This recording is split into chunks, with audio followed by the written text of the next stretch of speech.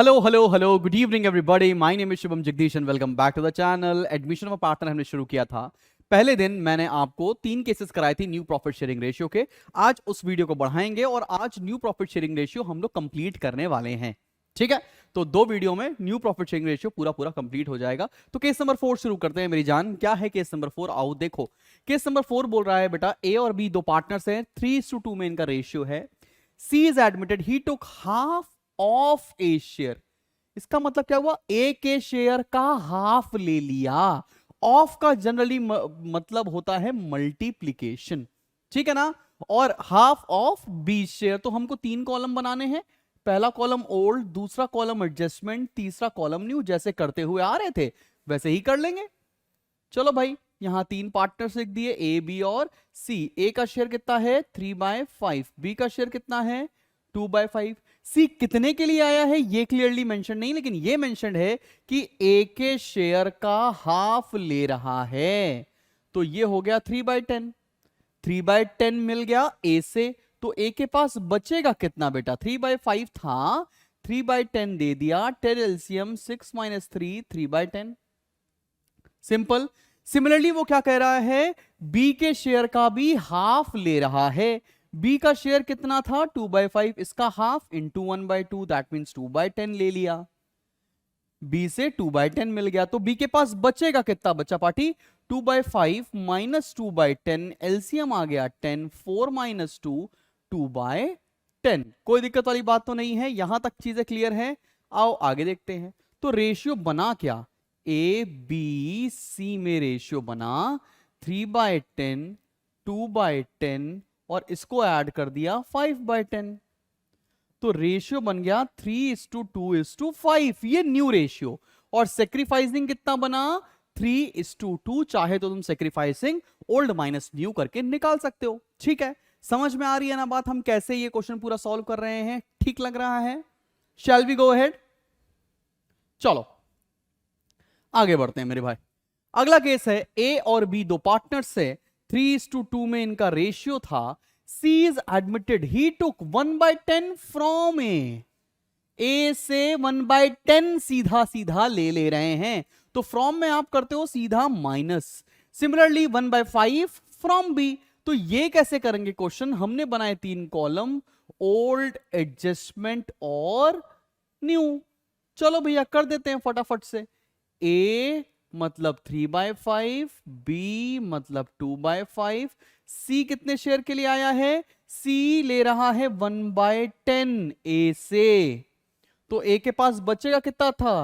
3/5 था, 1/10 दे दिया। 10 LCM 6 - 1, that goes to 5/10। ठीक है ना भाई?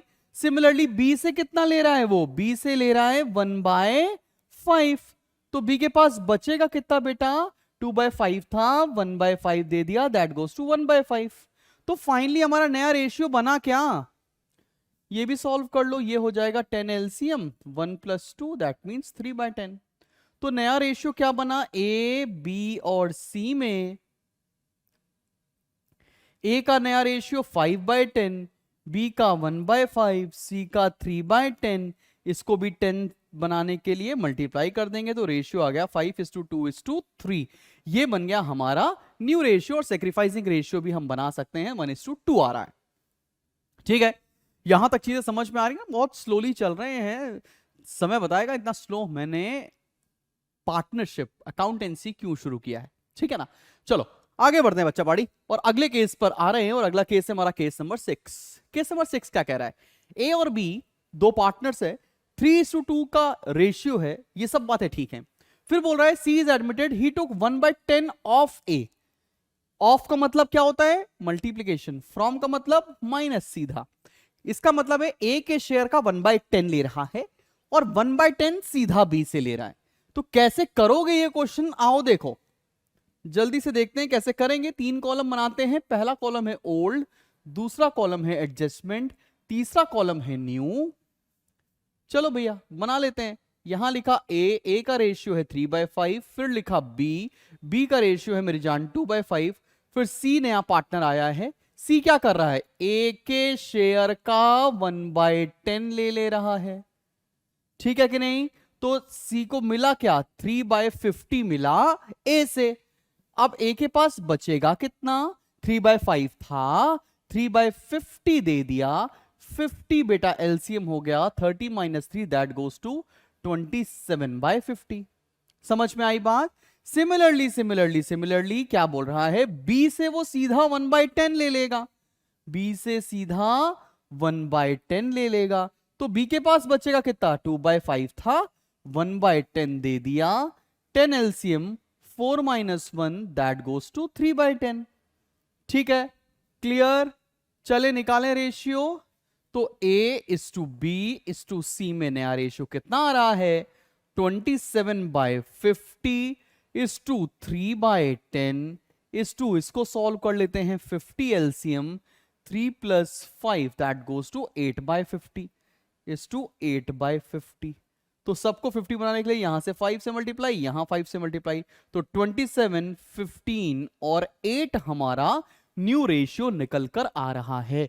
इस मेथड से अगर चीजें समझ में आ रही हैं तो आप इससे भी कर सकते हैं, जो बुक में मेथड दिया है उससे भी कर सकते हैं, जो बेहतर समझ में आए आप उससे सॉल्व करो। ठीक है ना, क्लियर।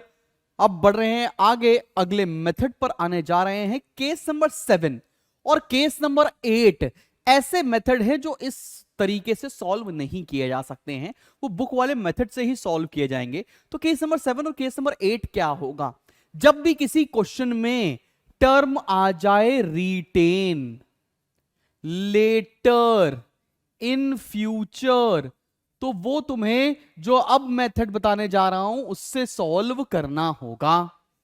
ठीक है, बाकी क्वेश्चन को इस मेथड से भी सॉल्व कर सकते हैं, लेकिन थोड़ा सा डिफिकल्ट पड़ता है, लेकिन कोई दिक्कत वाली बात नहीं है। क्या बोल रखा है, के एल एम 3 पार्टनर है, रेशियो है 3:2:1। उसमें बोला है कि n is admitted for 1/6 share, it is agreed that m would retain his original share. यहां पे क्या टर्म आ गया, रिटेन। तो हमने पूरा शेयर मान लिया कंपनी का, कितना है 1। ठीक है ना, 1 मतलब 100%, कोई दिक्कत वाली बात तो नहीं है। 100% में नए पार्टनर का शेयर प्लस जो पार्टनर रिटेन कर रहा है उसका शेयर माइनस कर दो। क्या किया मैंने, 1 में से नए पार्टनर का शेयर, ये n का शेयर हो गया, और कौन पार्टनर रिटेन कर रहे हैं, m का शेयर कितना है 1/6, ये m का शेयर हो गया। अगर मैं टोटल में से n और m का शेयर माइनस कर दूं तो कितना बचेगा, बचेगा 4/6। ये 4/6 किसका शेयर बचा, k और l का। अगर मैं टोटल में से m का शेयर हटा दिया, n का शेयर हटा दिया, तो किसका शेयर बचेगा, शेयर बचेगा k और l का। अब आगे बात बोली है कि भैया k और l का शेयर बचा है, तो न्यू रेशियो कैसे निकालेंगे। k और l के बीच में रेशियो कितना हुआ करता था, 3:2।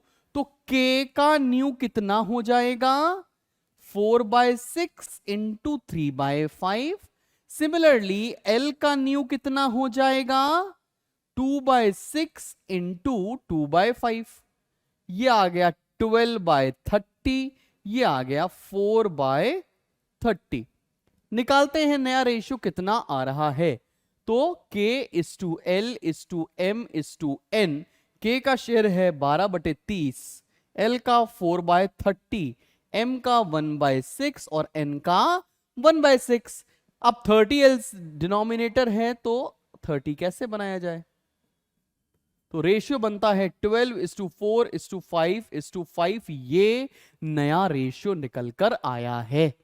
क्लियर। अब ऐसा ही एक सिमिलर क्वेश्चन और कराते हैं, सो दैट तुमको एक डीपर अंडरस्टैंडिंग मिल सके इस टॉपिक की। अगला क्वेश्चन, ए और बी दो पार्टनर हैं, 3:2 का रेशियो है, C is admitted for 1/5, later A and B decided to share equally. यहां पर क्या टर्म आ गया, लेटर। तो यही मेथड सॉल्व करेंगे। तो हमने टोटल में से अगर सी का शेयर हटा दिया तो किसका शेयर बचेगा, ये किसका शेयर बचा, ए और बी का। अब ए और बी फ्यूचर में कैसे शेयर कर रहे हैं, इक्वली शेयर कर रहे हैं। तो ए का नया कितना हो जाएगा, 4/5 इंटू 1/2। बी का नया कितना हो जाएगा, 4/5 इंटू 1/2। ठीक है, बात समझ में आ रही है। तो इनका नया कितना बचा, 4/10, इनका कितना हो गया 4/10। निकालते हैं a is to b is to c, 4/10, 4/10, 1/5 into two मतलब 4:4:2, या इसको लिख सकते हैं 2:2:1। समझ में आई कि नहीं आई बात?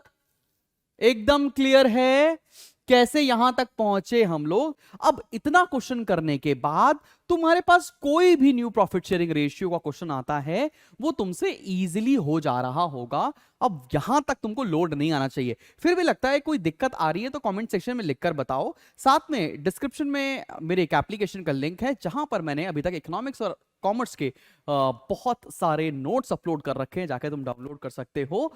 और मिलते हैं एक नेक्स्ट वीडियो में जिसमें हम एडमिशन को आगे बढ़ा रहे होंगे। Till then keep smiling and keep learning. Bye bye.